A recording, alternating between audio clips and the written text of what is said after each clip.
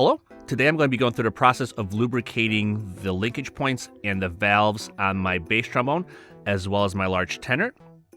The process is going to be virtually identical between the two instruments with the exception that the bass trombone, because it has two valves, is going to require me to do the process twice, once for each, but other than that it's going to be the same.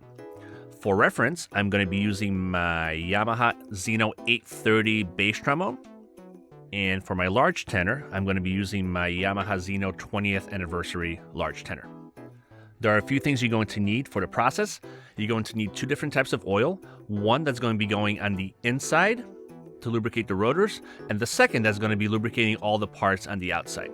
What I'm using here, these are both Yamaha brand oils, and whatever your teacher recommends is totally fine. Obviously, this is just what I'm using for my Yamaha instruments. For the inside, I'm going to be using rotor oil. And then for the outside, there's different names. What I have here is called rotor spindle oil. You might also see it called linkage oil or bearing oil. And that's the same thing. So you're going to need these two things. Again, this is going to be going on the inside to lubricate the rotors, and the linkage bearing oil is going to be lubricating all the parts on the outside. And then one more thing you might want to have handy is a little rag or something to catch any extra oil that falls out, or just to clean the instrument out on the outside as you're getting it lubricated. We're going to start with the bass trombone. There are different ways to do this. This is just my preferred method. I like going in through the tuning slides of the valves themselves rather than the main tuning slide. So what I'm going to do is I'm going to remove the tuning slides for each individual valve, starting with the G-flat trigger here. I'm going to press the trigger down, remove the tuning slide for that one. Now I'm pressing the trigger down just to avoid any unnecessary pressure that's going to build up if I try to remove the slide without pressing the valve. Then I'm going to remove the one for the F trigger as well. Here. So I'm going to start by grabbing my rotor oil, and I'm going to put a little bit through each tuning slide to make sure it goes onto the valve. I'm going to start up here with my G-flat valve. So I'm going to put a little bit, you can see through here. And I'm going to move the valve around to make sure the oil gets in.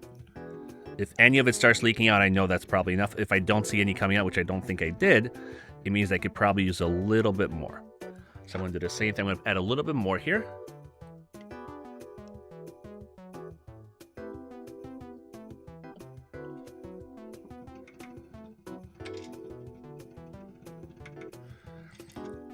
That's probably going to be more than enough. And I'm going to do the same thing for the F trigger. I'm going to go in through the F trigger side here.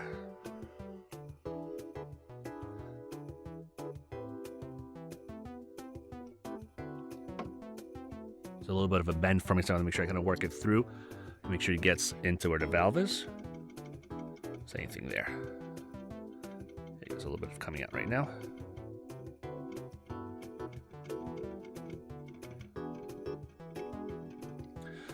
Going to wipe the excess off right here. And that's it for the inside. I'm going to put the tuning slides back on.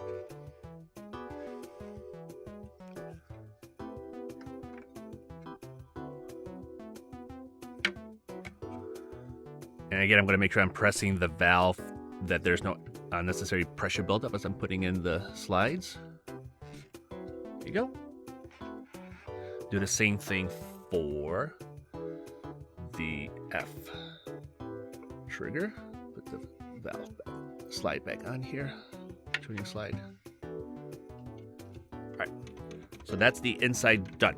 Now what I'm going to do is I'm going to take my rotor spindle oil or linkage and bearing oil, depending on what you have, and I'm going to put that on any of the moving parts outside. So just to give you an idea, I'm going to put it on where the spring is right here. Right here, moving parts here, the spring here, as well as any moving parts on the outside that I have. There's a few different ones. I'm going to be putting a couple drops in between here as well, and here on the inside. And I'm also going to remove the caps. Actually, I'll do that now, and put a drop on the inside here as well. Okay, so that's going to be going into any of the outside moving parts. So I'm going to put a couple drops starting with each of the springs here. Let me do it so you can see it. springs here, springs here as well, and all the little moving parts here.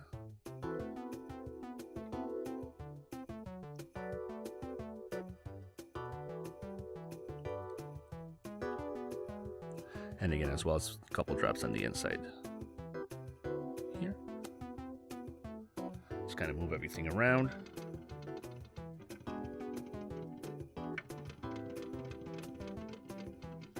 Great. Just put the caps back on.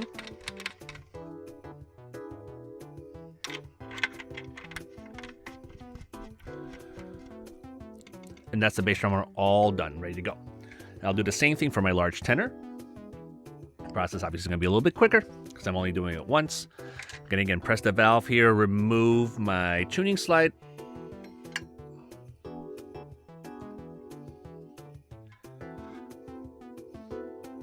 I'm going to go in through the tuning slide for the trigger. The same thing I did with the bass drum. You can see it up here. I'm going to press the trigger a few times, let the oil work its way in.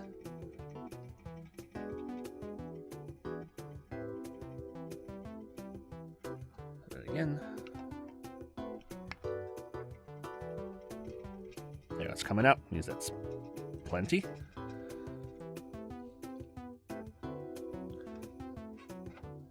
Put the tuning slide back on.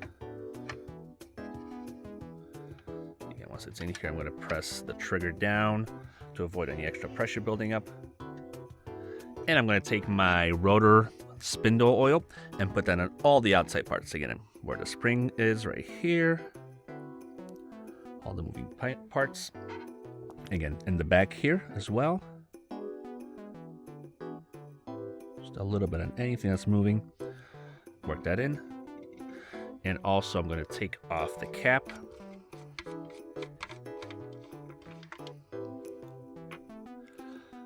Put it on a couple drops on the inside here as well.